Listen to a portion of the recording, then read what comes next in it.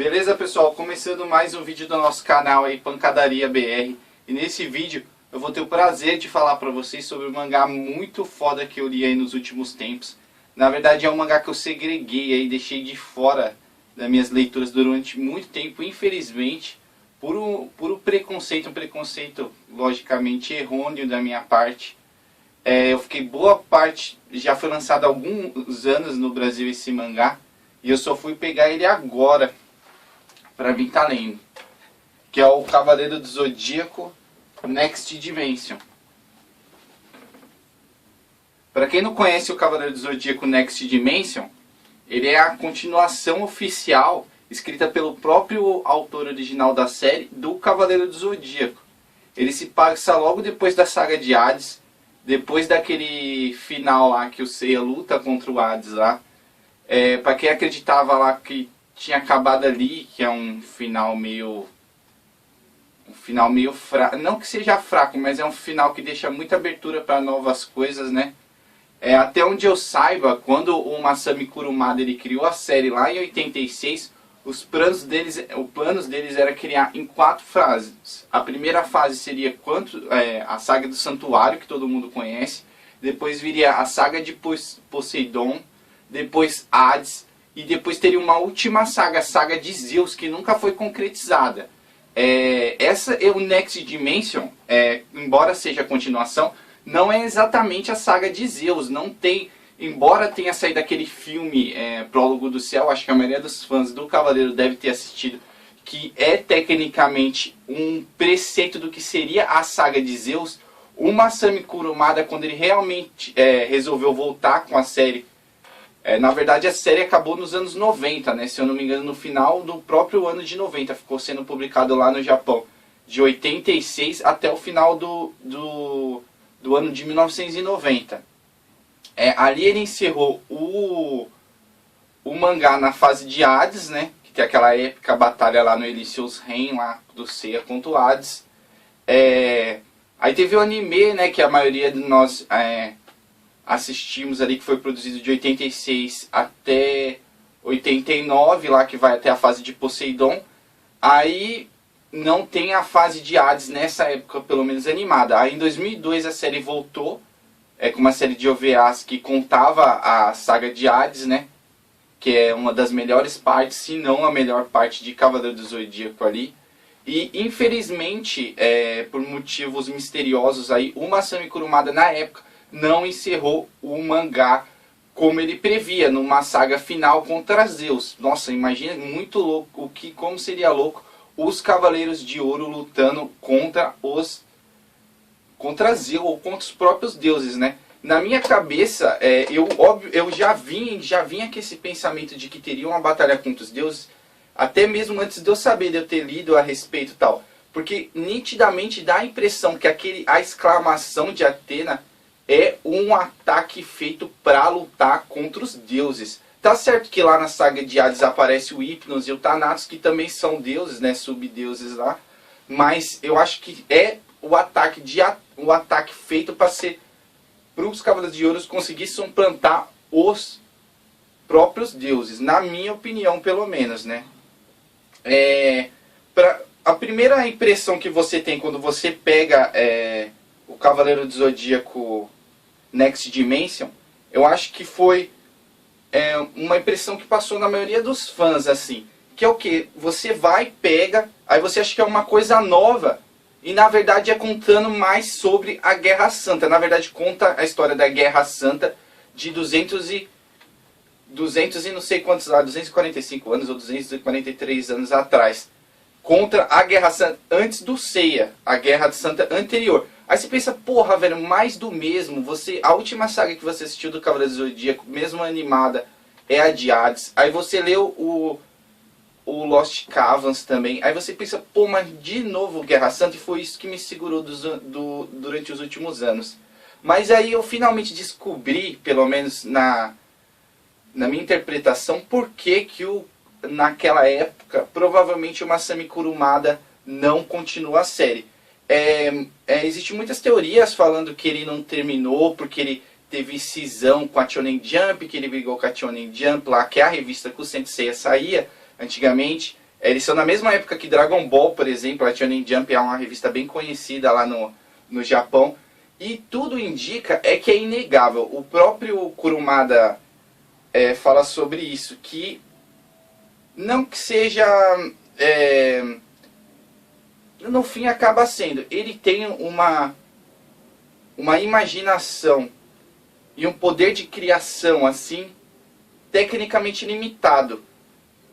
Eu já disse em outros vídeos que algumas outras séries dele acabam se tornando muito repetitiva. Quem lê o BTX, depois lê Ringini Kakeiro, ou até mesmo no Cavaleiro do Zodíaco você pega a fase do Santuário, que é muito legal, aí você pega a saga de Poseidon, é muito parecida com o Santuário também. Ele tem aquela repetição. Aí ele fez o Hades eu acho que ele consegue dar uma mudadinha, ele consegue. Eu acho que é muito da ambientação também. Eu acho que o segmento continua as mesmo, o tal da invasão lá do Santuário, aí depois tem aquela fase do Inferno e tal. Mas o segmento da série continua o mesmo. Talvez os personagens, talvez ele tenha conseguido fazer um mix de personagem muito legal tal.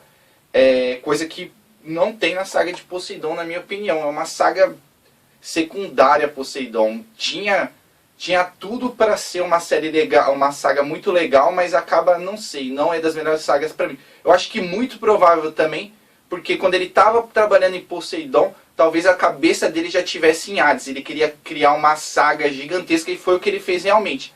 E aí, voltando àquele assunto, por que na época ele não terminou a série na saga de Zeus? É porque ele sentiu as suas próprias limitações. E dá pra você saber nisso, quando você lê, geralmente Cavaleiro do Zodíaco tal, tem aquela nota no final dele, ele mesmo fala sobre, o próprio Masami Kurumada, ele fala sobre as limitações dele, tanto na arte, como em criar coisas novas, tudo. E na época eu acho que ele não se sentiu preparado, lá nos anos 90, para finalizar a série do jeito que ela merecia. Ele não tinha aquela ideia, ia se tornar um negócio repetitivo, ia se tornar mais uma saga de Hades, a saga de Zeus. Provavelmente, apenas uma teoria minha, mas é quase certeza que é isso. Então ele resolveu, tecnicamente, dar uma pause na série, que talvez no futuro, ele reunindo mais informação, lendo mais, pesquisando mais, ele conseguisse construir uma saga nova. Mas obviamente isso não foi pra frente, ele não teve mais nenhum contrato assim vigente com a Shonen Jump grande, tal. E lá em 2002, quando o pessoal lá da Toei Animation, né, que eles têm uma associação com o Kurumada, tem a Kurumada, tem uma empresa do Kurumada que é a Kurumada, não sei o que lá, que é a empresa que cuida dos trabalhos do Kurumada, a empresa dele mesmo.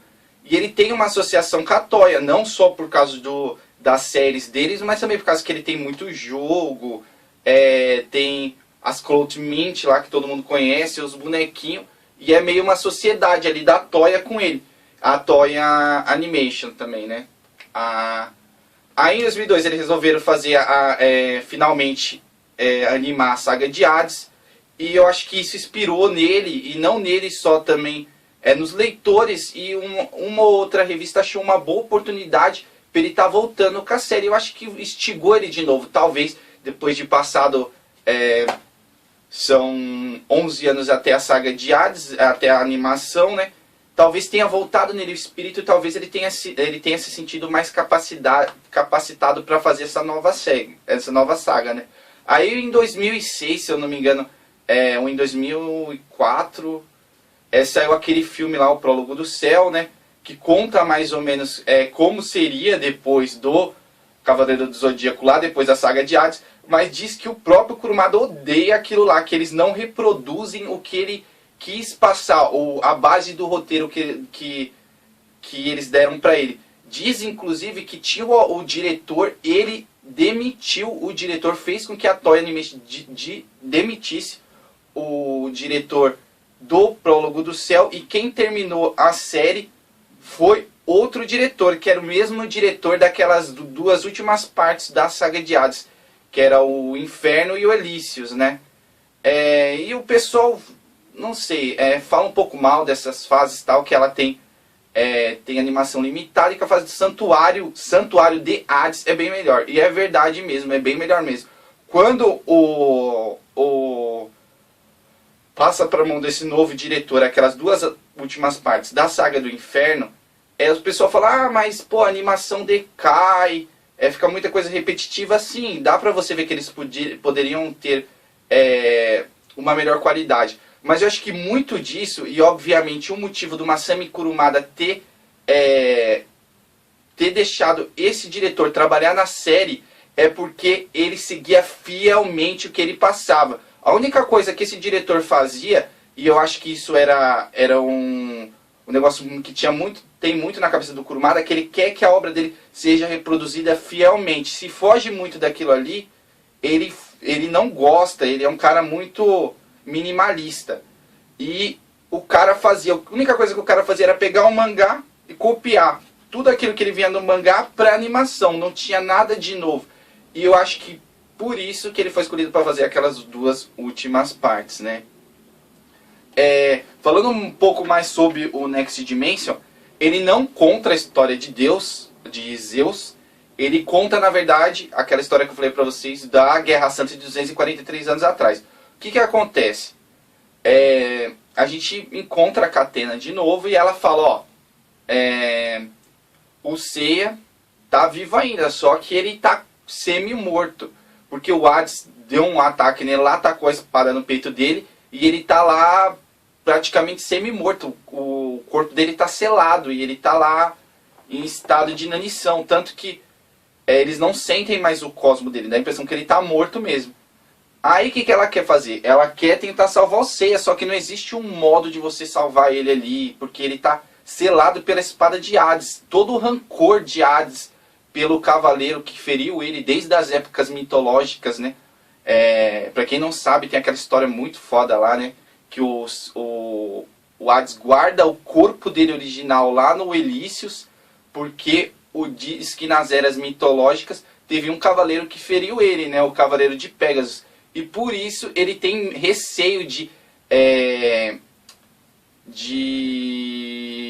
renascer no corpo dele normal mesmo, que o corpo dele volte. Então ele tem receio, então ele guarda o corpo dele original lá no Elísios, e o Seiya vai lá na saga, né, e ferra ele lá não ferra tanto, também dá uns meteorinhos nele lá, mas mesmo assim é um cara que consegue atingir o oitavo sentido, né, o Big Will, o cosmo dos deuses, né. Um humano atingir esse cosmo assim deve ter deixado ele receoso. Aí o que ela faz? Aí chega o Jun lá também, os cavaleiros se dividiram pelo mundo, os cavaleiros de bônus que sobraram depois da última guerra, o Shiryu, aí você não sabe se uns estão mortos, outros não, e o primeiro a encontrar com ela é o Shun. E o Jun pergunta pra ela o que aconteceu com o Seiya e tal, e ela fala que o Seiya tá lá selado, mas ela quer salvar ele e não sabe, tem que arrumar um jeito de salvar ela. Pra salvar ele. Aí ela decide conversar lá com os outros deuses. Aí os outros deuses dão uma pista pra ela, ó. Você tem que conversar com alguém que controle o tempo, para que ele possa voltar no tempo e você consiga tirar a espada do Hades antes que ele jogue no Seiya. Beleza. Só que ninguém tem capacidade, nenhum dos deuses olimpianos tem a capacidade de voltar no tempo. Eles só regem o tempo, mas não de controlar o tempo. Aí ela vai conversar com Cronos, que para quem não sabe, Cronos é o tempo lá, o deus do tempo, né, da mitologia grega. Aí eles voltam lá, ela troca uma ideia com o Cronos lá, sei lá o que. Aí o Cronos fala, ó, beleza, eu vou deixar você ir, só que, ó, não vai ser tão fácil assim não. Aí ele deixa ela voltar no tempo, só que ela volta como uma criança. Aí volta lá no ano de 1743, eu acho. Aí tem aquela história toda de novo. Aí ela chega no meio da Guerra Santa, tem os cavaleiros do Hades lá tentando invadir o santuário e tal. E com ela vem o Jun. Só que conforme o Jun vem, ele reencontra com o antigo cavaleiro de Pégasus e tal. E aí que é muito legal. Porque que nem eu falei pra vocês, eu pensei, porra, é mais do mesmo. Até que o primeiro volume é muito parecido mais do mesmo. Mas o Masami Kurumada, ele consegue criar, ele consegue dar aquela emoção de novo pra quem gosta do Cavaleiro do Zodíaco antigo, daquela fase do Santuário. Ele meio que mistura a saga de Hades com a saga do Santuário. Tanto os cavaleiros têm que atravessar o Santuário, como os próprios Cavaleiros de Bronze têm que atravessar o Santuário de novo, quanto os Cavaleiros de Hades. Aí você fica naquela, pô, quem é e quem não é? E você tem meio que um choque assim, porque você está acostumado, pelo menos pra mim, eu li o Lost Cavans antes. E no Lost Cavans, que também é um spin-off que conta mais ou menos essa história, os Cavaleiros de Ouro, eles são fidedignos, eles são verdadeiros generais de Atenas, eles lutam por Atena até o fim. E aí você vê o que é Kurumada de novo, você lembra Kurumada? Os Cavaleiros de Ouro, cada um tem a sua própria personalidade. E você ficar preso naquilo ali. Pô, será que esse cavaleiro é do bem mesmo? Será que ele não vai trair Atena? Pô, será que esse daqui é algo diferente? Pô, é aquele negócio meio novelinha ali, sabe? Não é bem uma novela, mas sabe aquelas pequenas coisinhas que, porra, no próximo capítulo você tem que saber, porra, quem que será que aquele ali? Quem que será que aquele cara que apareceu? Porra, será que esse cavaleiro aí tá ajudando a Atena? Pô, será que ele não é um traidor? Aí tem aqueles velhos cavaleiros, tem aquele cavaleiro que é cuzão, é bem parecido com o outro da outra era, tal. Tem aqueles cavaleiros que são muito poderosos, Cavaleiros de Ouro, e é aquela velha história do Kurumada também. Ele cria personagens muito cativantes. Eles criam novos Cavaleiros de Ouro que são muito cativantes também, que você não esquece mais. A partir do momento que você ouve o nome dele pela primeira vez, eles te inspiram. Tem o Chidima, tem o Cavaleiro de Touro também, que é muito legal. Tem o Abel e o Caim de Gêmeos, né? Na minha opinião, o Cavaleiro de Gêmeos é sim o cavaleiro mais poderoso do Santuário. Vai ter gente que vai falar que é o Cavaleiro de Virgem, porque ele despertou o sétimo sentido lá. Mas eu acho que existe diferença em, tipo assim, você despertar e você ser uma pessoa em harmonia com a natureza, sei lá. Mas em poder de batalha, em poder mesmo, o Cavaleiro de Gêmeos, na minha opinião pelo menos, é o cavaleiro mais poderoso. E tem muito mistério, tem vários... Ele cria uma história também, é que nem eu te falei, todos esses anos que o CDZ Next Dimension começou a ser publicado lá no Japão. Em 2006 foi muito bem para ele, foi 15 anos depois da série original, ele conseguiu criar toda uma nova ambientação, todo um novo sentido para a série. E essa guerra de anos atrás, ele cria novos mistérios, outras coisas que te prendem. E eu realmente já era apaixonado por Cavaleiro do Zodíaco, mas me reapaixonei por ele. Outro diferencial aí que a maioria do pessoal vai estranhar é que, na verdade, os caras fizeram meio que uma homenagem. Esse relançamento do CDZ Next Dimension é meio que uma homenagem. E todas as páginas dos mangás, você pode acreditar, todas são coloridas. Aí você vai pensar, pô, mas existe um mangá colorido, caramba. Não, isso aqui é uma exceção. Todos os volumes deles são coloridos. É que realmente é uma homenagem assim. E pra você fazer um cara como o Masami Kurumada, que é um cara tão cheio de si assim, voltar com uma série, você tem que trabalhar muito bem isso na cabeça dele. Então imagine quanto que os editores lá da Akita Shoten, que é a nova editora que está saindo os mangás do Cavaleiro do Zodíaco na Shonen Champion, devem ter enchido o saco dele. Pô, Masami, vamos voltar. Pô, imagina, conversar com um cara desse é quase impossível. Aí eles devem ter falado, pô, a gente vai fazer uma homenagem aí pra você, vai fazer um mangá todo colorido. E pô, que mangá que sai todo colorido? Nenhum mangá sai todo colorido, só se for um mangá muito especial. Eles quiseram dar esse ar de um mangá especial para a volta do CDZ Next Dimension. Resumindo, pessoal, é um mangá muito bom, eu recomendo muito.